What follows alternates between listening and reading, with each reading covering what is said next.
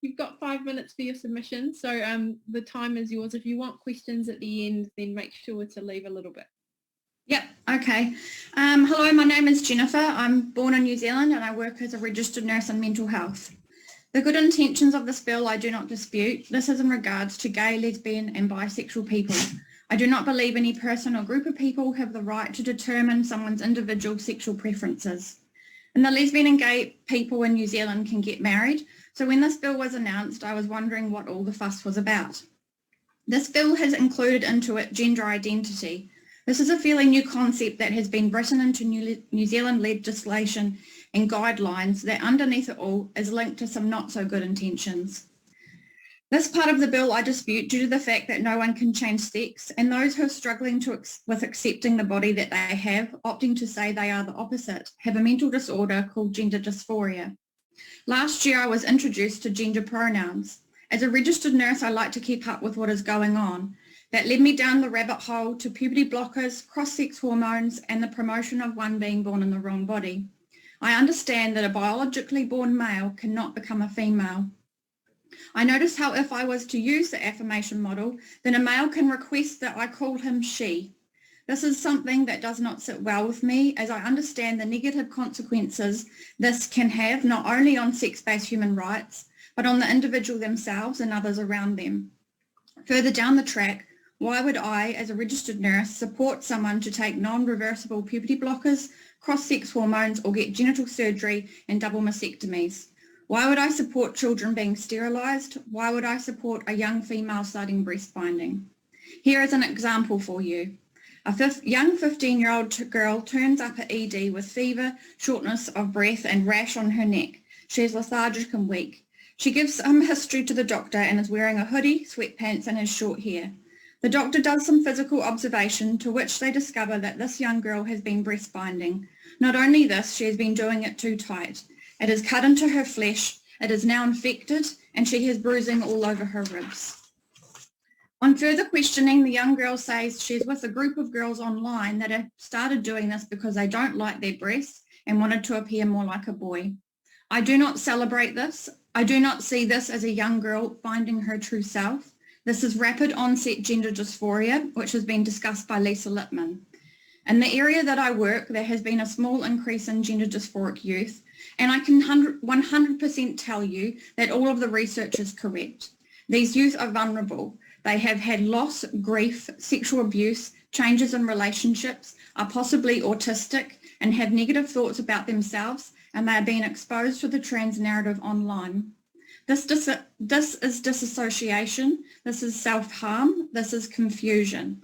I have had a number of lesbian and gay people say to me that they often struggled with who they were when they were younger, when figuring out their sexuality. The Royal Australian and New Zealand College of Psychiatrists have just released their position statement, which includes a sentence that states, fully explore the person's gender identity and the psychosocial context from which this has emerged. These youth don't act like the opposite sex. They merely dress to what they want to wear and play with things they feel like. This does not by any means mean that this boy or girl is born in the wrong body.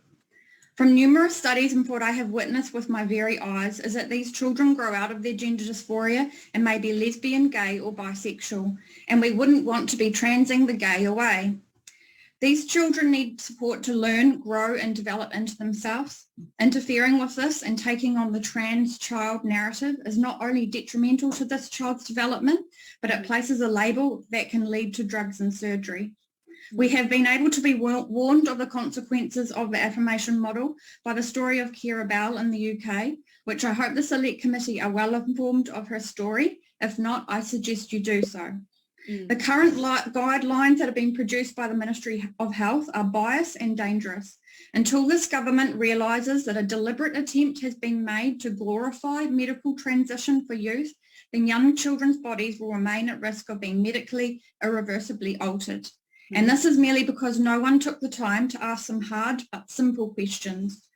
For all the clinicians out there that have spoken up and all those that do not support the affirmation model, that prefer the watchful wait, natural, holistic and psychotherapy model, I applaud you. These children and youth need our help to develop into strong, independent and successful adults. Their parents need us, they are struggling too.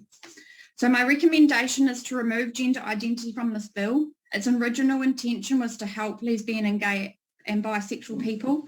It is absolute nonsense to prosecute parents for not going along with their child's preferred pronouns. We are witness to the detrimental effects of this by taking a look at the court cases internationally where children have been removed from parents' care and been given irreversible medical interventions without parents' consent. Review documents and information produced by Gender Minorities Aotearoa.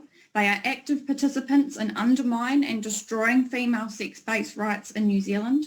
Remove the gender affirming guidelines produced by the Ministry of Health and review their content and puberty blockers.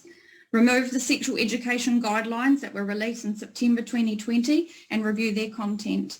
I know for a fact that these guidelines do not uphold sex-based human rights. I know these guidelines are interfering with a child's healthy growth and development. Thank you. Thank you, Jennifer.